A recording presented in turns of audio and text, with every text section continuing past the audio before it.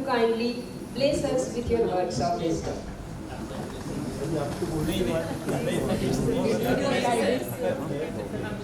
Please, sir, we need your blessings.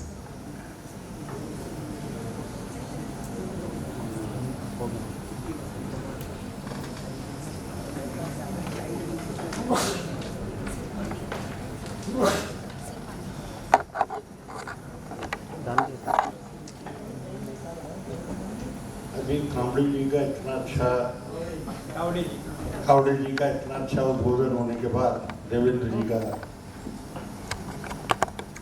बोलने के लिए कुछ बचा नहीं और बड़े अच्छे तरीके से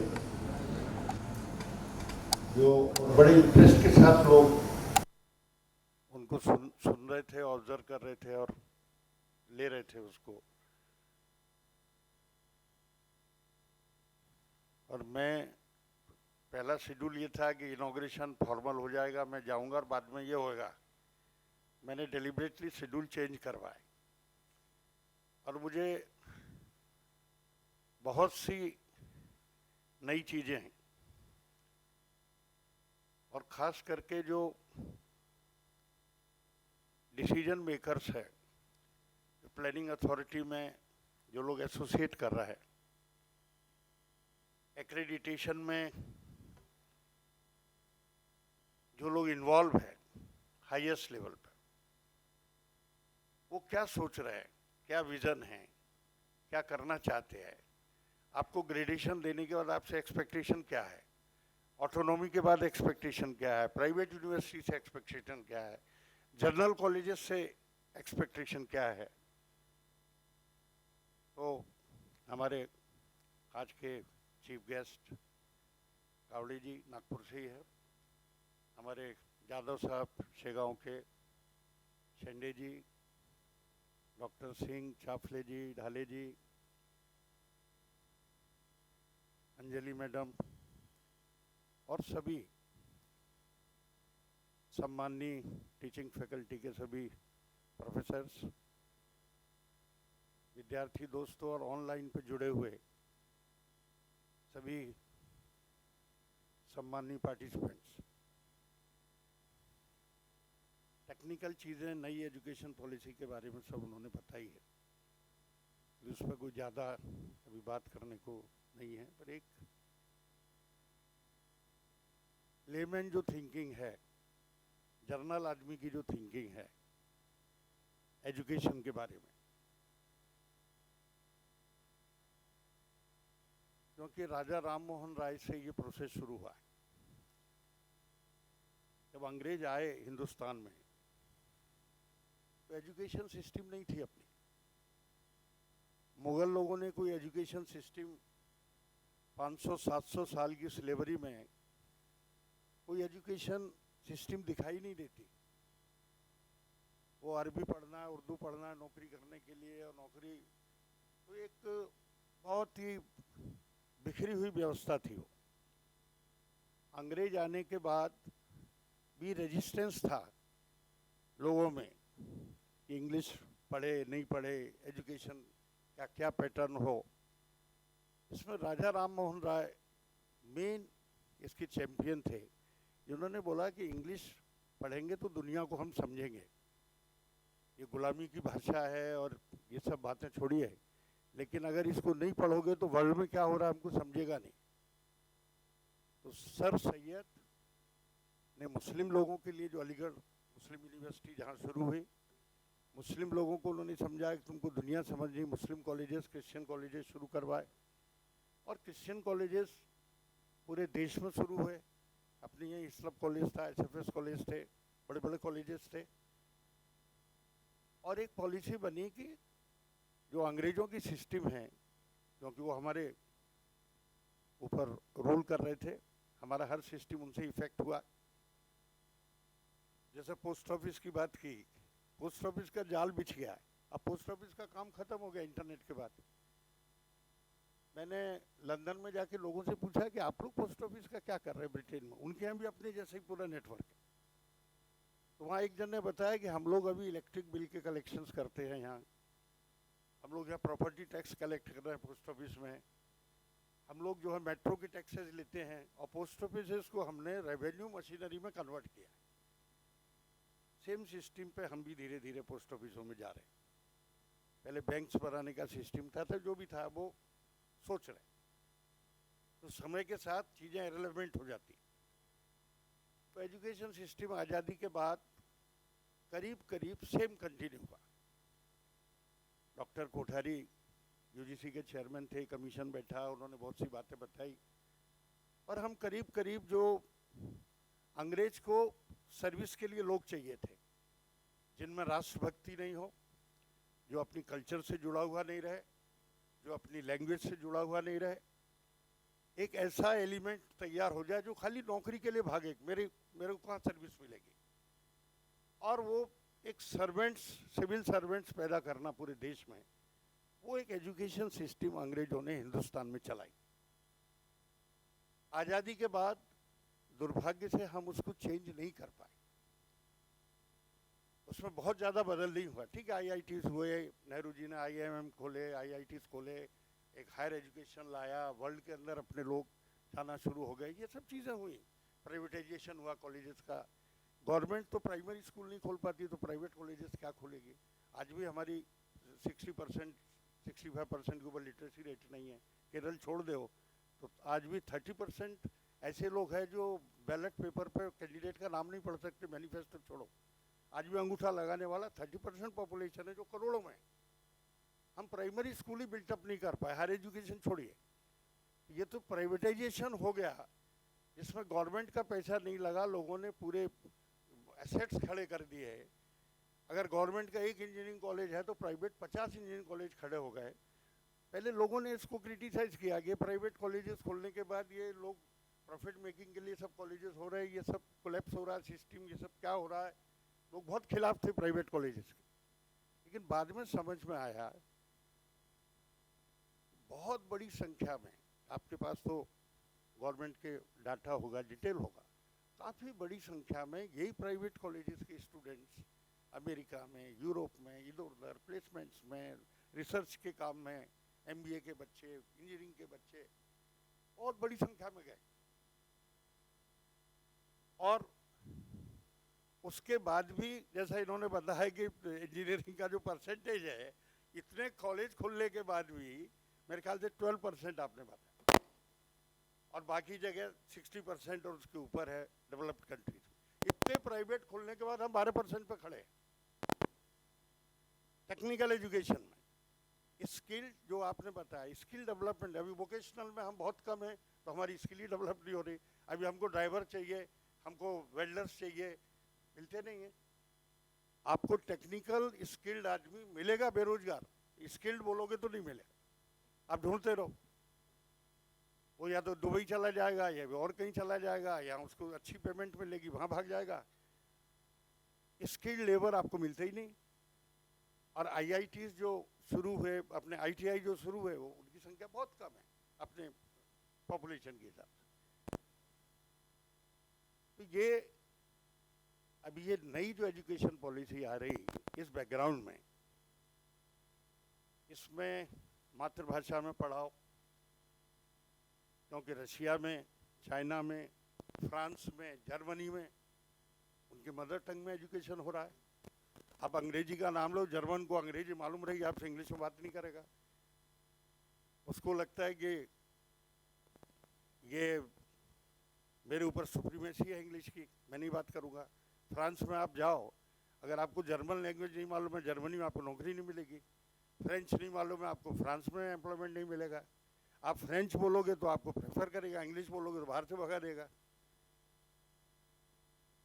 चाइना उसकी लैंग्वेज में कर रहा है, रशिया कर रहा है। ठीक है, लोगों ने क्रिटिसाइज किया कि चाइना के बच्चों को वर्ल्ड में नौकरी नहीं मिलेगी, वो इंग्लिश में नहीं पढ़ा रहे। लेकिन उसने उसकी, हमारे से ज़्यादा पॉपुलेशन है चाइना की। चाइना ने उसकी पॉपुलेशन को एसेट बना दिया, पूरा ट्रांसफॉर्म कर दिया। आप 20 ट्रिलियन की इकोनॉमी चाइना की, नंबर 2 पे है, रशिया कहीं उसमें नहीं है लिस्ट में। लिस्ट में अमेरिका है 25 पे है, और वो 20 पे है। और फिर जापान एकदम 10 के नीचे आ गया, 9 पे आ गया। जर्मनी मेरे ख्याल से 6 पे है 4.8, वो 5 के नीचे आ गया जर्मनी, वो चौथे नंबर पे जर्मनी। पूरे यूरोप में अकेला जर्मनी है इसकी इकोनॉमी है। और यूके अपने से नीचे गया, अपन उससे थोड़ा आगे गए, पर कैपिटा इनकम में यूके अपने से बहुत आगे है। बाकी चीजों में यूके को अपन बोले अपने से पीछे गया, वैसा नहीं है।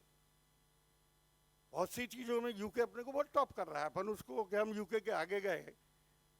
इकोनॉमी के लिए उनको सेटबैक मिला है ब्रेक्सिट होने के बाद। ब्रेक्सिट के बाद उनके यहाँ एम्प्लॉयमेंट की प्रॉब्लम हो गई, आज पेट्रोल पंप्स में लोग काम करने को नहीं है, वहाँ महंगाई हो, बहुत से अलग यूके आज बहुत प्रॉब्लम से जूझ रहा है। तो हम लोग ऊपर गए, लेकिन इंडिया में पोटेंशियल बहुत है, इंडिया आगे जा सकती है। और एजुकेशन ये एसेट होता है। अमेरिका के पास कोई मिनरल्स नहीं है, अमेरिका के पास में कोई मिनरल रिसोर्सेज नहीं है। अमेरिका पूरे वर्ल्ड की पावर है खाली ह्यूमन रिसोर्स से। उन्होंने एचआरडी डेवलप किया है, एजुकेशन डेवलप किया है, वहां की एजुकेशन है, इसलिए अमेरिका वर्ल्ड पावर है, इसलिए 25 ट्रिलियन पे है ना। वहां कोल है ना, जो हमारे पास जो पूरे भंडार भरे हुए मिनरल्स के, अमेरिका में कुछ नहीं, पर अमेरिका का मैन पावर है। मैन पावर से अमेरिका एचआरडी से पूरे वर्ल्ड को टॉप कर रहा है।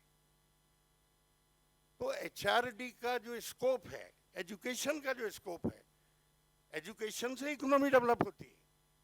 आपने इतना अच्छा बताया, मैं जो बड़े गौर से सुन रहा था। इकोनॉमी और एजुकेशन का संबंध है।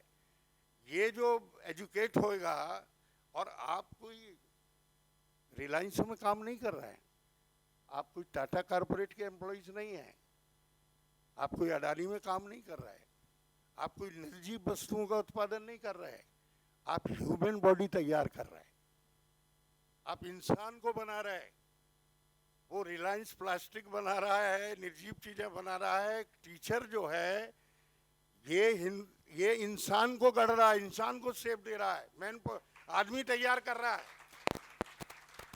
पिताजी और माताजी ने जन्म दिया होगा, पर उसको शेप में लाने का काम आप कर रहे हो। उसने हमको बर्थ दिया, दुनिया दिखा दिया है। इस वर्ल्ड में लाके माता पिता सबसे श्रेष्ठ है हमको दुनिया में। आज हम इंसान है तो माता पिता की वजह से, लेकिन हमको शेप में टीचर ला रहा है, वो निगलेक्ट हो गया। उसको मालूम ही नहीं उसका पर्पस क्या है, वो लगा हुआ है दूसरे इसमें उलझ गया। उसके जो पर्पस हैं, एम्स हैं, ये पूरी कंट्री को मैं अकेला, बहुत बढ़िया बात किया इन्होंने। कावड़े साहब, आपने जो बोला कि सोचने का टाइम किसी के पास नहीं, खाली टीचर के पास। आज खाली टीचर शेप में कंट्री को ला सकते हैं। जिन्होंने भी नई एजुकेशन पॉलिसी बनाई है, इसमें जान है, बहुत सोच समझ के तैयार हुई है, बहुत लंबे समय के बाद ये बनी है। और मातृभाषा में, मराठी में जब बच्चे को हम पढ़ाएंगे, अब लोगों को लगता है इसकी किताब कहाँ से आएगी, इसको डिस्करेज कर रहा है, क्योंकि मानसिकता हमारी गुलामी की अभी पूरी गई नहीं है। हमारी मानसिकता तो है ही, लैंग्वेज हमारे पे डोमिनेट कर रही, बहुत सी चीजें डोमिनेट कर रही, कल्चर हमारी, गुड मॉर्निंग, गुड इवनिंग, बहुत सी चीजें डोमिनेट करती है। बर्थडे के अंदर हमारे जो गाने रहते हैं, वो मोमबत्तियां जलाने का, हमारा वो इंग्लिश का कल्चर तो हमारे ऊपर पूरा आ ही गया है ना। अब उस में से बाहर निकलना, इंडियन लैंग्वेजेस में बच्चा जो है, आप ये देखो, बहुत होशियार बच्चा है, वो अंग्रेजी नहीं बोल पाता, समझ लेता है, लिख नहीं पाता, बोल नहीं पाता, बहुत कम लोग हैं। और मातृभाषा में बहुत जल्दी पिकअप करता है वो। आज यूपीएससी में मदर टंग में एग्जामिनेशन होने के बाद देखो कितना बच्चा टॉप कर रहा है। जरूरी नहीं है कि वो बच्चा अच्छी अंग्रेजी बोल रहा है तो होशियार होगा, मातृभाषा में बोलने वाला उससे ज्यादा विद्वान हो सकता है। तो मदर टंग में अगर ये एजुकेशन होगा तो इसके गेट्स गरीबों के लिए ओपन हो जाएंगे, वीकर सेक्शंस आ जाएगा। क्योंकि इंग्लिश कन्वेंट स्कूल में उसका बच्चा नहीं पढ़ रहा है, उसका बच्चा प्राइमरी स्कूल में है। अगर आप मातृभाषा में नहीं पढ़ाओगे तो 60% बच्चा वो गरीबी में ही रहेगा, वो फैमिलीज बाहर नहीं आएगी। वो फैमिली को बाहर लाना है तो उसके मदर टंग में पढ़ाएंगे, तब वो नीचे का क्लास आपके इंजीनियरिंग में, मैनेजमेंट में और बाकी जगह आएगा। इसलिए उसकी मातृभाषा में वो कनेक्ट होता है। मराठी में आपने बोला, आप इमीडिएट कनेक्ट हो गए। हमारे कई प्राइम मिनिस्टर अंग्रेजी में बोलते थे, कनेक्ट नहीं हुए। 80 करोड़ आदमी हिंदुस्तान में हिंदी बोलते हैं, हिंदी बोलने वाला आदमी इमीडिएट कनेक्ट होता है, 80 करोड़ लोगों से कनेक्ट हो जाता है। और जिसको हिंदी बोलना नहीं आता वो कितना भी अच्छा काम करे, कनेक्ट ही नहीं हो पाता। हिंदुस्तान में लैंग्वेज से आदमी कनेक्ट होता है। तो उसको अगर मातृभाषा में एजुकेशन देंगे और लोग लीड लेंगे। अभी लोग रजिस्टर कर रहे हैं, ये बना लिया पॉलिसी, लेकिन इसका तमिलनाडु में रजिस्ट्रेशन हो रहा है, इसका साउथ में हो रहा है। अरे साहब, ये कहाँ से मातृभाषा लिया? अरे भाई, तू तमिल में पढ़ा तेरे बच्चों को, मत हिंदी में पढ़ा। तमिल में जो बच्चा पढ़ेगा, तेलुगु में पढ़ेगा, वो बच्चा ज्यादा जल्दी ये होगा। और जब तक खुद की भाषा में, क्योंकि आपका प्राउड, अगर आपको पेट्रोटिज्म चाहिए, राष्ट्रभक्ति चाहिए, राष्ट्र प्रेम चाहिए, तो भाषा से ही निर्माण होगा। फ्रांस में कैसे उसकी भाषा का गौरव है।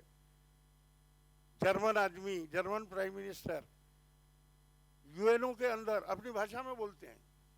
रूस का प्राइम जो पुतिन है, रूसी भाषा में बोलेगा, आपको समझे नहीं समझे, उसको अंग्रेजी आती है, पर अमेरिकन प्रेसिडेंट बैठेगा तो रूसी में बोलेगा, ट्रांसलेटर उसको समझाएगा, वो उसकी भाषा में बोलेगा ही नहीं।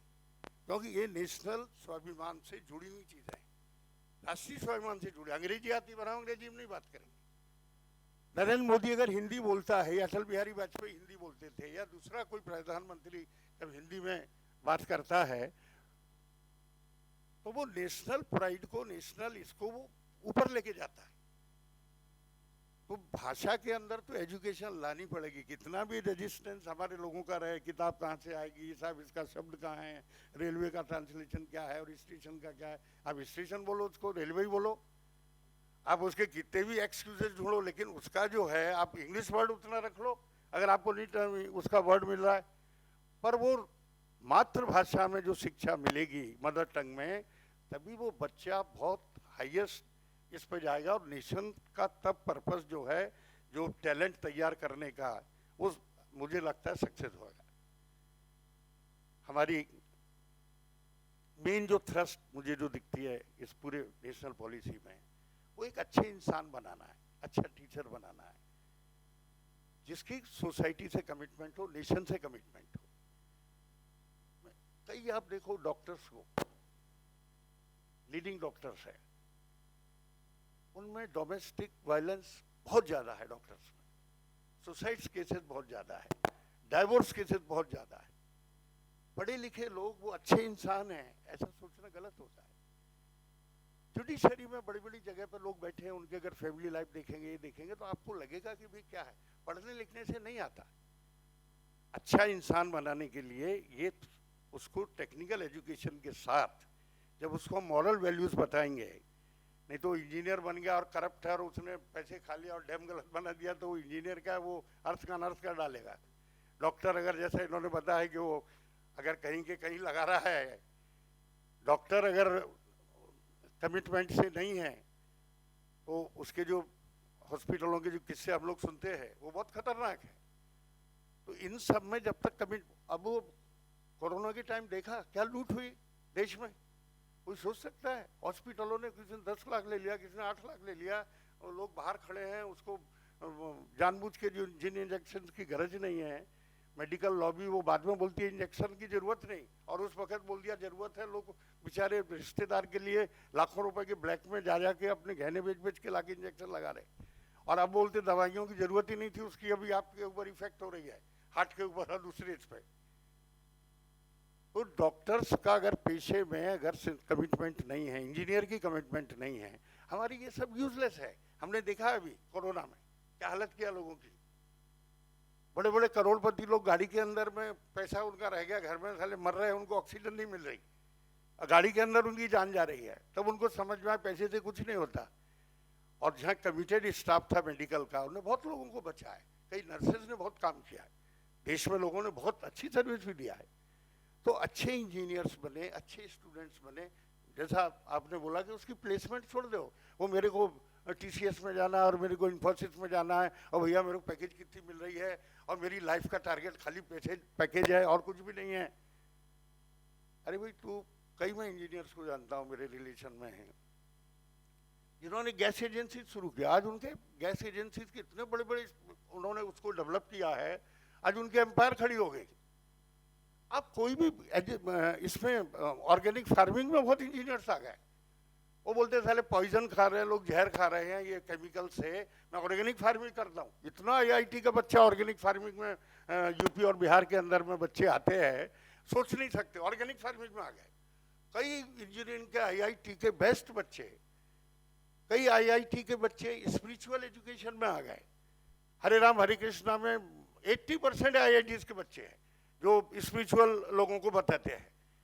तो अलग अलग क्षेत्र में जो टैलेंट है, इसको कमिटमेंट रहेगी। अगर वो खाली मेरी पे क्या हो गई, मेरे को तनख्वाह क्या मिल रही है और मेरा बढ़ क्या गया और मेरा ये क्या हो रहा है, ये जरूरी है आपको लाइफ के लिए, वो भी जरूरी है, पर इसके साथ साथ जो बच्चे हम जो तैयार कर रहे हैं, जो हमारी रिस्पॉन्सिबिलिटी है, नोबल प्रोफेशन है ना, हमारी कहीं ट्रांसफ़र हो रही है, हमारा डिग्निफाइड पीरियड है, हम दिन में आते हैं 10 बजे, 4-5 बजे अपना जाते हैं, ना कहीं ट्रांसफ़र है, ना कोई यहाँ पर यहाँ का एटमॉस्फेयर एजुकेशन का अलग होता है। आप अच्छे माहौल में काम कर रहे हैं, ये कॉर्पोरेट में काम करना है या कोई प्राइवेट व्यापारी के यहाँ काम करना, कॉलेज में काम कर रहे हैं, ज़मीन आसमान का फ़र्क है आपके एटमॉस्फेयर में, आपकी लिबर्टी में, आपके काम करने में। और जब यंग बच्चों को आप कुछ दे रहे हो तो आपको अंदर से सेटिस्फेक्शन होती है। मैं जब लंदन में या इसमें न्यूयॉर्क में और जब कहीं बाहर देशों में जाता हूँ और मेरे को जब 2 बच्चे एयरपोर्ट पे पैर छूते हैं कि बाबूजी मैं आपके कॉलेज से पढ़ के आया, मेरे को अच्छा पैकेज मिल रहा है, तो उसको सोच नहीं सकते अपना क्या उसकी आपको जो उससे सेटिस्फेक्शन मिलता है और जो उसका आनंद आता है लाइफ में। आपको अगर कोई बच्चा मिल जाए कि आप जेएल कॉलेज का हूँ मैं, ये यहाँ पहुँच गया, तो आपको लगता है कि मेरे जीवन भर की कमाई मुझे मिल गई। लाइफ में है क्या, जन्म मृत्यु हमारी अटल है, हमारी लाइफ के डेज नंबर्ड हैं, गिने हुए दिन हैं, और इसमें हमारे हाथ से कुछ बच्चे तैयार हो जाए, कुछ अच्छे नेशन की हम आगे की जनरेशन तैयार करें, तो हमें भी सेटिस्फेक्शन होता है कि हम कुछ सोसाइटी के लिए कंट्रीब्यूट कर रहे हैं। और आपको अपॉर्चुनिटी है, आपसे बड़ी अपॉर्चुनिटी किसी को नहीं। और नेशनल एजुकेशन पॉलिसी में इकोनॉमिक फैक्टर के साथ साथ सोसाइटी की कमिटमेंट, नेशन की कमिटमेंट, एक आप में पेट्रियोटिज्म की फीलिंग जो है, राष्ट्रभक्ति जिस आदमी में नहीं है, आप कितना भी तैयार कर लो, उसमें नेशन की फीलिंग नहीं है, वो कोई काम का नहीं है। उसमें अगर हिंदुस्तान के भारत की फीलिंग है तो ही वो आदमी काम का, नहीं तो देखा हमने, अभी हम तो डरते हैं, वो बायोटेक का कोर्स हम चलाते हैं, कितनी स्क्रूटिनी करते हैं हम एडमिशन देने के लिए, क्योंकि हमने देखा बेंगलोर के बायोटेक के बच्चे वो टेररिस्टों कुछ हिडन टेररिस्ट आ जाते हैं ऐसे कोर्सेज में, और वो जाके कल साले एक्टिविटीज करते हैं। तो आपको बहुत अलर्ट रहना पड़ता है आज के ज़माने में ये सब चीज़ें करते हुए कि भाई कोई गलत एलिमेंट नहीं आ जाए उसमें, अब स्टूडेंट बन के और वो सीख के जाए। और वो आज तो बायो का पूरा वार चल रहा है पूरे वर्ल्ड में, और कई बच्चे बेंगलोर से, वहाँ के आईआईटीज़ के बच्चे टेररिस्ट एक्टिविटीज़ में पाए गए, कई टीचर्स पाए गए। तो आज के ज़माने में राष्ट्रभक्ति, आपका एटमॉस्फेयर, आपकी ये सब चीज़ें, ये लाइफ में आपको काउंट होती है। और मुझे लगता है कि नेशनल एजुकेशन पॉलिसी जो तैयार हुई है और ऑटोनॉमी लेने के बाद तो आपकी जवाबदारी बहुत बढ़ गई शनि जी। पहले क्या बोलते थे साहब, वो 4th ईयर तक वो हमारा यूनिवर्सिटी का 8 सेमेस्टर का शेड्यूल है साहब, उसको हम कब एंटरप्रेन्योरशिप, उसका स्किल डेवलपमेंट की ट्रेनिंग कहाँ से दे, हमारा तो आखिरी तक शेड्यूल है। और वो बच्चे को 8वें सेमेस्टर में जिनके पास ऑटोनॉमी है और 8th सेमेस्टर में उसको खाली इंटरव्यू के लिए या प्लेसमेंट के लिए अपन ने तैयार किया, या उसको उसकी स्किल डेवलप किया, उसकी कम्युनिकेशन डेवलप किया, तो उसको बाहर वो खड़ा हो जाएगा एम्प्लॉयबल करने के लिए। तो ऑटोनॉमी में आपको बहुत सी बातों का स्कोप मिलता है। आप सिलेबस बनाए, आप उसको तैयार करें, आप उसमें ये जो स्टार्टअप वाला जो खेल है ये मामूली नहीं है।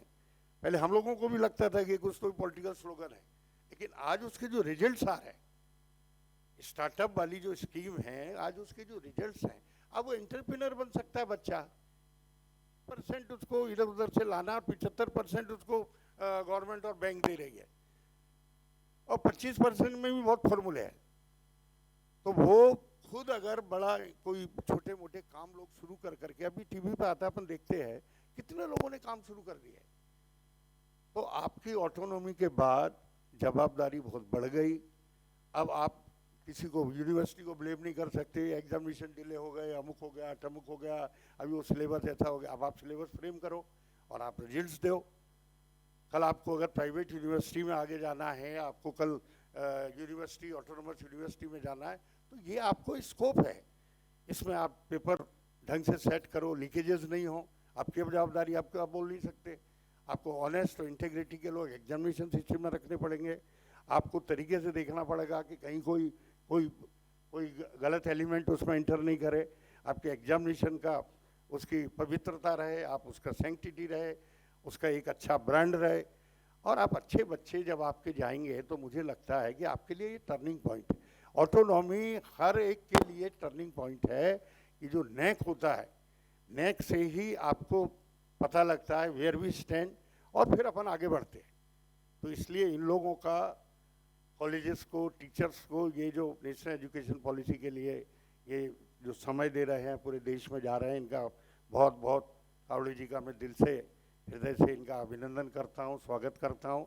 और आपके बताए हुए हमारे दो प्रिंसिपल यहाँ बैठे हुए, प्रियदर्शनी कॉलेज जो हमारा प्रीमियर कॉलेज है, आज उसके मेन जो कॉलेज है, ढाले साहब यहाँ बैठे हैं, डॉक्टर सिंह उसके डायरेक्टर है, वो बैठे हुए हैं। तो ये जो आपने बोला है, इसकी पूरी तैयारी और भी डिटेल में ज़रा जहाँ कुछ लगेगा समझ के, और एक आध बार कावड़े साहब को इनका समय लीजिए, क्योंकि ये मुझे आज सुनने के बाद जो लगा है कि लोग इसके लिए अभी तैयार नहीं हैं, लोगों को मालूम भी नहीं है। लोगों को तैयार करना ज़रूरी है, कमिटमेंट ज़रूरी है, और उसके बाद में काफ़ी बड़े चेंजेस इंडिया के अंदर में 100% आएंगे। हम लोग आगे जाएंगे, तेज़ी से भागेंगे। आज स्कोप हम लोगों को है। आज जगह जगह रिसेशन हो गया है, हमारे यहाँ रिसेशन नहीं है, जो भी कारण होगा। 2008 में भी हम बच गए थे। महंगाई है, लेकिन पूरा यूरोप रिसेशन से जूझ रहा है। ब्रिटेन की जो हालत है आप सोच नहीं सकते। बाकी सब कंट्रीज की बहुत बुरे हाल हो गए हैं यूरोप के, आप पढ़ो तो देखो। हम लोग बहुत बचे हुए हैं। अभी इलेक्ट्रिक के बिल यहाँ तो केजरीवाल जी माफ़ कर रहे हैं, लंदन वाले 2 साल के लिए फ्रीज कर रहे हैं, लोग बिल ही नहीं भर सकते। तो हमारा फॉर्मूला लंदन तक पहुँच गया है इलेक्ट्रिक बिल फ्रीज करने का, तो इलेक्ट्रिक बिल ही नहीं भर पा रहे। तो ऐसी हालत में हमको बहुत स्कोप है। और फिर से एक बार मैं शेंडे जी का, उनकी टीम का, और जो लोग इसमें काम कर रहे हैं, और जो पूरे आप लोग सिंसियरिटी से सब जो इस सेमिनार को अटेंड कर रहे हैं, और जो ऑनलाइन ज्वाइन हो रहा है, काफ़ी इसमें नानोटी जी है और भी काफ़ी इम्पोर्टेंट लोग इसमें ज्वाइन हुए हैं। आप सब लोग, इससे आपका फ़ायदा होगा। थैंक यू, धन्यवाद।